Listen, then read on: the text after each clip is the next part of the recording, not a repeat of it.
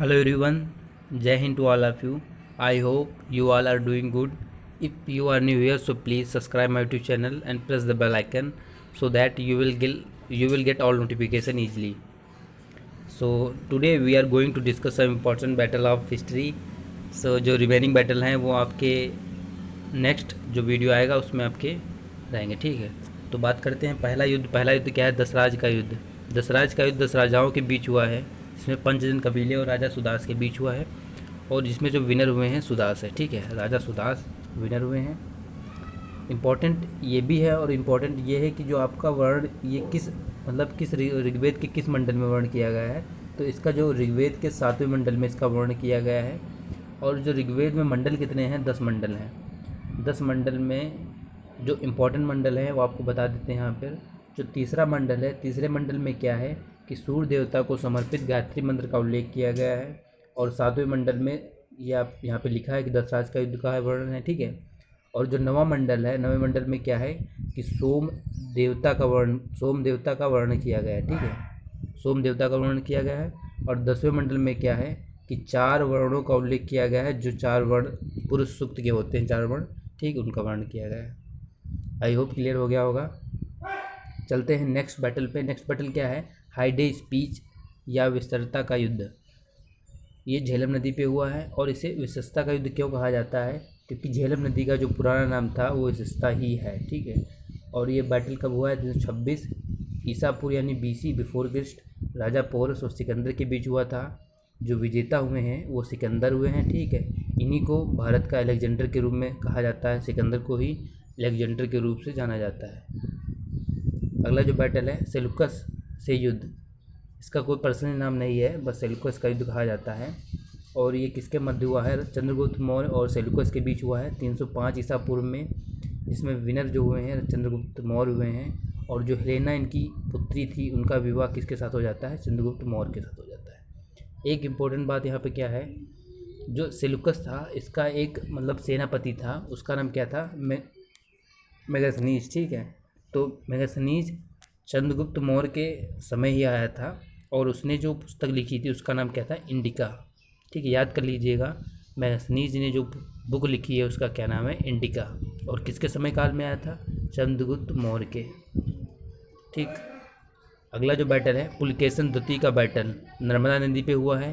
पुलकेशन और हर्षवर्धन के बीच में हुआ है, जिसमें जो विनर है पुलकेशन, ठीक है। पुलकेशन द्वितीय विनर हुए हैं।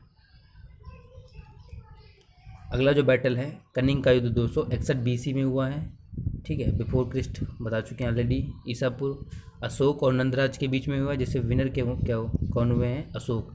और इसमें जो इम्पोर्टेंट बात पूछी जाती है, जो कलिंग का युद्ध है वो अशोक के किस शिलालेख में वर्णित है?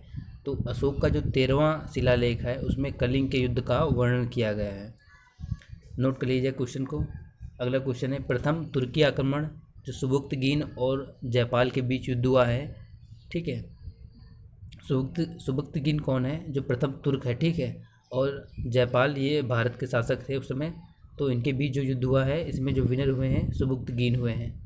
अगला बैटल आपके सामने जो काफ़ी इम्पोर्टेंट है और एग्जाम में पूछे जाने वाला बैटल है, मोहम्मद गजनवी का भारत पर आक्रमण कब हुआ है? 1001 से 1027 ईस्वी में कम से कम 17 बार जो मोहम्मद गजनवी था वो भारत पर आक्रमण किया था। जो इसमें जो इम्पोर्टेंट बैटल है वो सोमनाथ का मंदिर पे आक्रमण, जो गुजरात में है स्थित, ठीक है। उस समय जो भीमदेव शासक थे, भीमदेव प्रथम, और मोहम्मद गजनवी ने भीमदेव प्रथम के साथ आक्रमण किया था और सोमनाथ मंदिर को लूटा था 1025 ईस्वी में, ठीक है। और उसके बाद क्या हुआ था, जो मोहम्मद गजनवी का जो अंतिम युद्ध था वो 1027 ईस्वी में जाटों के विरुद्ध हुआ था। उसके बाद 1030 ईस्वी में मोहम्मद गजनवी की मृत्यु हो जाती है। और सुल्तान की उपाधि धारण करने वाला एक यही शासक था जिसको सुल्तान के रूप से जाना जाता था, ठीक है। चलते हैं अगले बैटल पे। अगला बैटल राजौर ब्रह्मांडवाद का युद्ध, जो 712 ईस्वी में हुआ है, मोहम्मद बिन कासिम, ठीक है, उसके बीच मोहम्मद बिन कासिम और सिद्ध का शासक, उन दोनों के बीच हुआ है। इसमें जो विनर हुए मोहम्मद बिन कासिम। और आपको एक बात बता देते हैं कि जो जजिया कर लगाने वाला प्रथम शासक मोहम्मद बिन कासिम ही था, ठीक है। तुर्की शासक है, ठीक है, इसी ने सबसे पहले जो जजिया कर लगाया था। इम्पोर्टेंट क्वेश्चन है, नोट कर लीजिएगा। उसके बाद कुछ इम्पोर्टेंट जो विदेशी यात्री हैं उनका भारत में आगमन, तो यहाँ पे बात कर लेते हैं। पहले मैथनीज आपको बता चुके हैं कि चंद्रगुप्त मौर्य के समय आया था, जिसकी बुक कौन है, इंडिका, ठीक है। और उसके बाद क्या है, फायान का जो ग्रंथ है, जो फोको की, ठीक है, इसने फायान ने लिखा है। और 399 ईस्वी में आया था चंद्रगुप्त द्वितीय के समय, ठीक है। यहाँ पे चंद्रगुप्त ध्यान रखिए, चंद्रगुप्त द्वितीय है, ठीक है। और उसके बाद हैंसोंग, जो इसका जो ग्रंथ है सियुकी, और ये कब आया है, हर्षवर्धन के कॉल में आया था, हर्षवर्धन के समय। उसके बाद इन बबूता, जिसका रेहला नामक ग्रंथ लिखा है जिसने, और कब आया है, मोहम्मद बिन तुगलक के समय, ठीक है। तो आई होप आप लोगों को क्लियर हो गया होगा।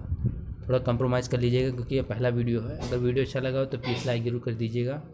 तो मिलते हैं नेक्स्ट वीडियो में, तब तक के लिए धन्यवाद।